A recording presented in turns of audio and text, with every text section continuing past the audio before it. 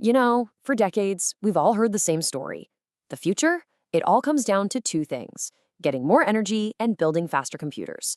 But what if we've been chasing the wrong thing all along? What if the real resource we're burning through isn't measured in watts or joules, but in something way more fundamental to how we live?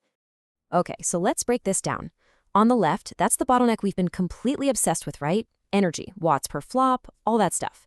But the argument here is that the real bottleneck, the one that's actually holding us back, is on the right.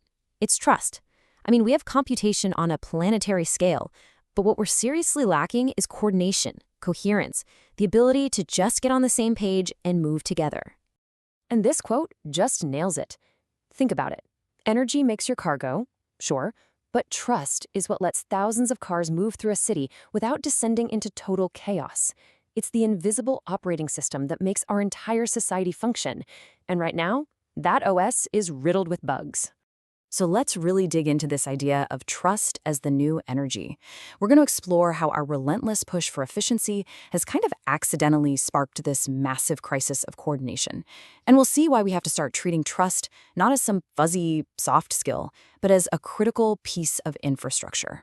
What's really fascinating is how economists actually measure the absence of trust. They call it transaction cost. Honestly, it's easier to just think of it as a distrust tax. Every single dollar spent on massive contracts, endless compliance checks, and legal battles, that's just energy the system is burning because it can't trust itself. It means low-trust systems are, by their very nature, incredibly inefficient. So, how did our systems get so broken? Well, the thing is, this erosion of trust wasn't some random accident. It was the direct consequence of specific choices we made. Design choices that consistently prioritized short-term wins over any kind of long-term coherence. And we can really boil it down to three big, flawed design principles. First, the decision to monetize our attention, no matter the cost.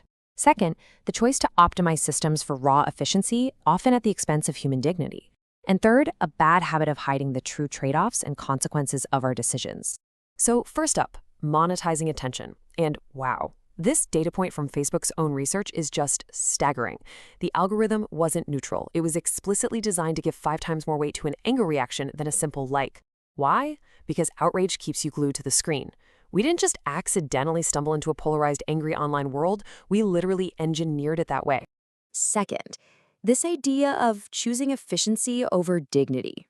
Look, when systems start treating people like cogs in a machine, just another thing to be optimized, people check out. They withdraw their trust. And you can see the results right here in the Edelman data. That trust gap between high and low-income folks, it has absolutely exploded. We're not just losing faith in big institutions, we're actively pulling away from each other. And that brings us to the third piece: hidden trade-offs. This kicks off a really nasty, vicious cycle. When a system isn't transparent, when it's opaque, we naturally get suspicious. That suspicion erodes trust.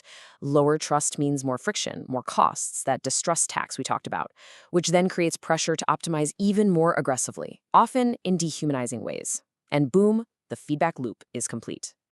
Okay, so that's the diagnosis. And yeah, it sounds pretty bleak. But here's the thing. It's not hopeless. So now, let's pivot. Let's talk about the solution. What if we could stop treating trust as this magical, emotional thing and start treating it like an engineering problem? What if we could actually code for coherence and start rebuilding trust from the ground up? To even begin to do that, we need a better definition. So for our purposes, trust isn't a feeling. It's structural predictability. It's that simple. It's when my expectation of how you'll behave actually lines up with what you do, consistently. And if it's about predictable behavior, well, that means it's programmable. We can build for it. So what does that code look like in the real world? It pretty much comes down to these 5 principles for building what you could call trust-aware systems. And notice, this isn't about feel-good mission statements. It's about system architecture. Make the incentives obvious, show people the trade-offs, get rid of hidden complexity. This is a real, actionable checklist for anyone building, well, anything. All right, so let's see how these principles actually go from being lines of code or abstract ideas to solving huge, messy, real-world problems. How do we use this blueprint to start rebuilding the operating system for our entire society? Let's take a look at the Detroit Solar Neighborhoods Initiative. The idea was to take acres of blighted, unused land and turn them into solar farms. This project is the perfect example of our whole point. The technical stuff, installing the actual solar panels, that wasn't the hard part. The hard part was getting an entire community, a community that was, for very good reason, deeply skeptical of big city promises, to trust the process. So what did they do? They invested in the trust infrastructure first. They didn't just show up with a finished plan. They held over 60 community meetings. They went door to door. They didn't just present. They co-designed the whole thing with the residents, making all the trade-offs clear and giving people a real say in the outcome. And this quote from the initiative just says it all. The process was designed to earn trust before asking for participation. They got it. They understood you have to do the hard, slow work of building trust up front. And because they did, they solved the coordination problem, and the project actually happened. Trust was the real enabling technology here.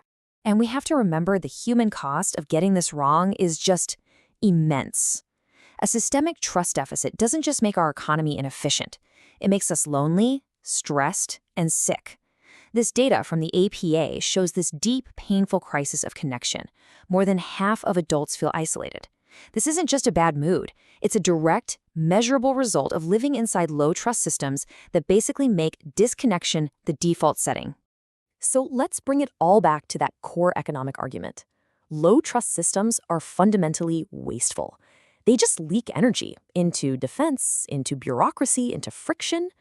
Trust, on the other hand, is an efficiency multiplier. It cuts out all that waste and unlocks this incredible collaborative energy that you just couldn't access before. So if you take one thing away from all this, let it be this idea right here. Energy is the raw power of our world. It's the physics. But trust is the currency that we use to direct that power. Without trust, all that energy just ends up amplifying noise and instability.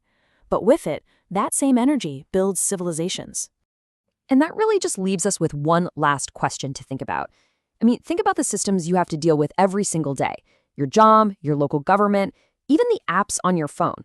What's one system you interact with that is just desperately in need of a trust patch?